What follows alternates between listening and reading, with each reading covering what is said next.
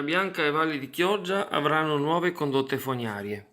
La Regione Veneto ha infatti stanziato ieri 2.700.000 euro a Veritas per realizzare il nuovo impianto nell'ambito del risanamento igienico-sanitario del territorio.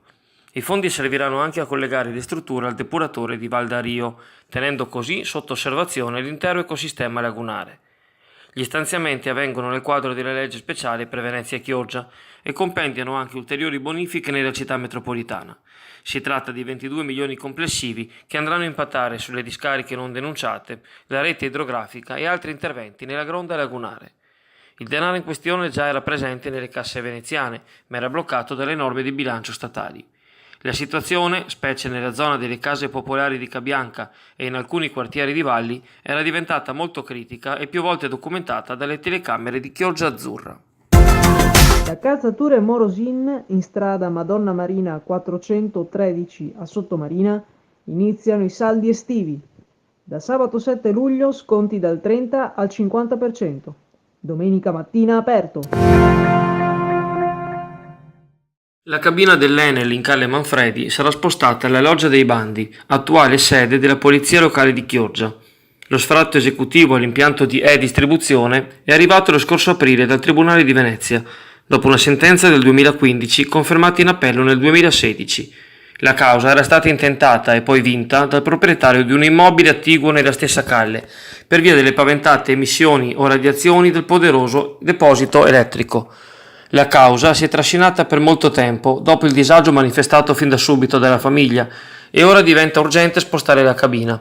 Già nel 2016 e-Distribuzione, la società che gestisce la rete, aveva segnalato al comune il rischio di una gravissima situazione per la continuità del servizio elettrico nel centro storico di Chioggia, che avrebbe potuto interessare oltre 400 utenti privati, negozi, ristoranti e altre attività, in relazione alla dismissione della cabina da Calle Manfredi.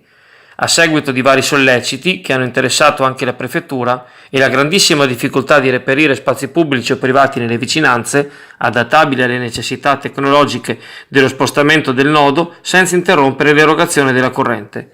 Un sopralluogo nell'autunno 2017 ha reso disponibile il piano terreno dell'attuale comando della Polizia Locale in Corso del Popolo, tenuto conto che dopo l'estate quest'ultima si trasferirà finalmente all'Isola Saloni. Ora è arrivata la delibera di giunta che dà il parere favorevole dell'amministrazione comunale al passaggio. Dopo quest'atto di indirizzo, per la piena effettività dell'acquisizione occorrerà ora sentire la Commissione di salvaguardia e la Città metropolitana, competenti rispettivamente in materia urbanistica e ambientale.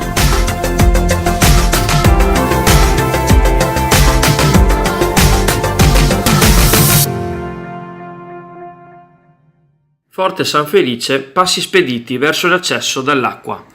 Una determinazione del comune ha affidato alla ditta Coedmar, specializzata in opere fluvio-marittime, i lavori per l'implementazione dei percorsi vista permanenti nella fortificazione Serenissima, comprensivi anche dell'attracco lagunare, attraverso la sostituzione delle tavole ammalorate sul pavimento e l'infissione di 2 nuove bricole.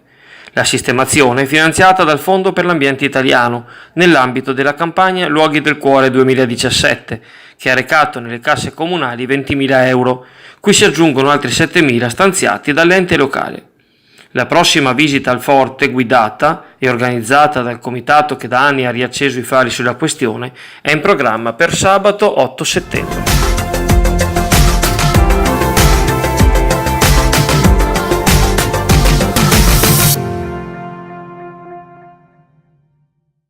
Porta la firma del presidente del CONI Giovanni Malagò la lettera che nelle scorse ore è arrivata in Calle Santa Croce a Chioggia, storica sede del locale Circolo Nautico. Al suo interno vi è la notizia che ben presto la bacheca sociale del CNC si arricchirà di un altro importante riconoscimento. Il Comitato Olimpico ha infatti deciso di conferire al più antico sodalizio sportivo della città di Chioggia, proprio nell'anno in cui festeggia i 70 anni dalla fondazione, la Stella d'Oro per il merito sportivo nell'anno 2017, quale riconoscimento delle benemerenze acquisite dall'associazione in tanti anni di attività. Il Circolo ringrazia tutti coloro che si sono impegnati e si impegnano affinché ciò sia potuto accadere. ricordiamo che nella pescheria qui di Seloni, oltre ad avere prodotti freschissimi sia locali, nazionali ma anche esteri, è possibile, per quanto riguarda la ristorazione, ordinare i prodotti direttamente qui all'ufficio al numero sotto impressione, e i prodotti vi verranno recapitati direttamente a domicilio tramite un servizio dedicato ad hoc.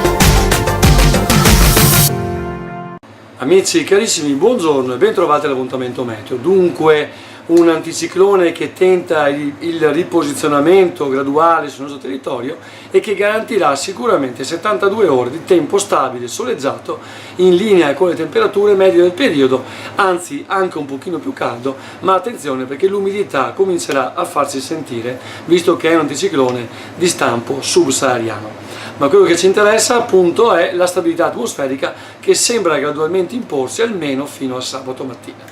Dopodiché staremo a vedere. Dunque ci aspettano giornate tutto sommato buone, con temperature che guadagneranno i 30-32 gradi nei prossimi giorni, in un ambiente naturalmente perfettamente estivo.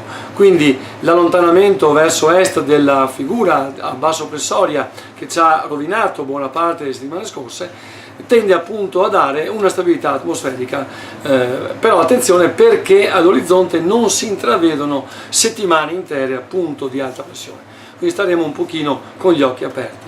Per il resto non ho altro da aggiungere se non augurarvi una buonissima giornata. Ciao!